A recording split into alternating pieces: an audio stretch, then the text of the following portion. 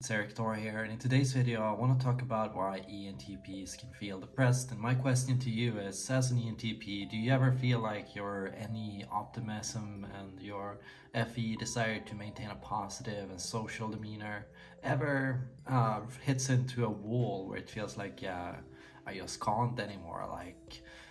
Sometimes I think ENTPs get burnout from constantly feeling pressure to be optimistic and future oriented. While you can think of a solution to every problem, while you can think of ways to make things better, I think sometimes your positivity gets to the point where you ask yourself, what's the point? And so I know many ENTPs struggle with the question of inherent meaninglessness. There's two ways ENTPs can respond to things. The first is nothing really matters, and the second is nothing really matters. And I want to talk about how you can manage those two states and those two struggles. And I want you to recognize that it's possible for you as an ENTP to struggle with and to feel both of these things at the same time. While you can ask questions, while you can see ways to pick apart everything and deconstruct everything, it can be easy to get into a point where it feels like, okay, if I can deconstruct everything, if I can think of a problem with every outcome, and if I can think of an alternative to everything, well, nothing is ever good enough and nothing is ever perfect, and there is nothing ever that will match up to your expectations. You can think of ways to improve things so you can feel constantly dissatisfied with every single outcome.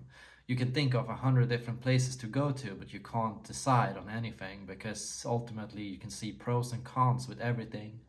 So it's easy to get into that feeling of meaninglessness in a sense and depression as an ENTP when you've started to notice that pattern more and more. So eventually you start hitting to the point of,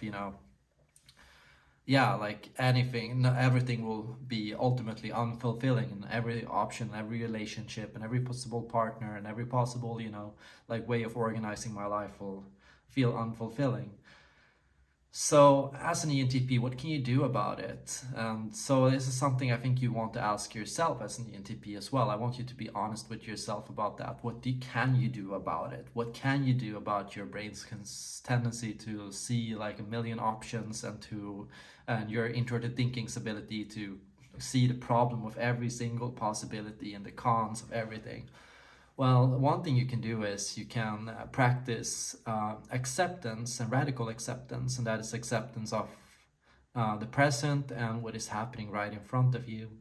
So to some extent, it's that learning to be present with things and learning to work within the framework and the systems of things, and to accept some degree of responsibilities and duties. Ultimately, it's like picking your own poison. So picking the the least bad option, picking the least dissatisfying possibility. But also it's about, learning to make peace with things. And so it's like learning to mature your introverted sensing. Ultimately, there is a part of you that wants to just accept the ways things are, and a part of you that wants to find stability and peace with the situation, even if you can't for some reason do that. So a part of you wants to find something to settle on, wants to find something dependable, and a part of you wants the freedom to think outside the box and to try new things and to be in different places and to change your mind. So learn that you have both of these sides in yourself, and learn how to honor both of these at the same time by finding certain things that you commit to and certain practices that you accept and certain duties and responsibilities that you've decided are final and that you will honor. And learn to also make room for freedom and to make room for change and make room for new possibilities.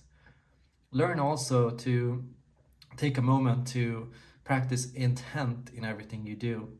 So it's not a constant rushing from new thing to new thing, but also it's a form of remaining present with the things that you do and remaining aware of and reflecting on the consequences of your actions. So learning to take time to sit still with something and to think about what you've experienced and what things you've had done in your life. Just get some perspective on your life, you know, the actions that you've taken and where you've gotten so far and what you can learn from those situations.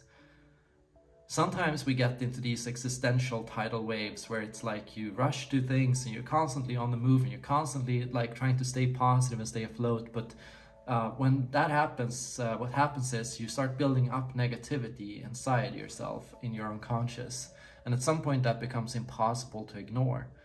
So learn to recognize when you're doing that. Learn to recognize when you are creating an impossible situation, because that optimism is going to crash eventually and you're going to flip on its end. So if you've maintained intention in what you've done, if you've taken the time to reflect on your actions and your consequences, those shifts are going to be less intense and less extreme. You're going to find that instead of pivoting between I'm going to change the world and I'm going to try so many different things to nothing really matters and there's no point in anything, learn to take time to get perspective on the things that you do from time to time.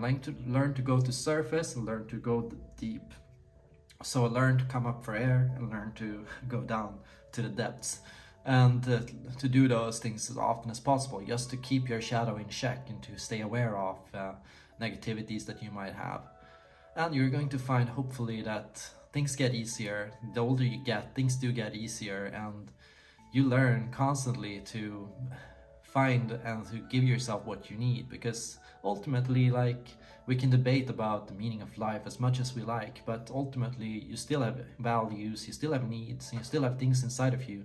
So just learning to be honest about those needs and learning to fight for those things and learning to find balance between those things is key to happiness as an ENTP. Good luck.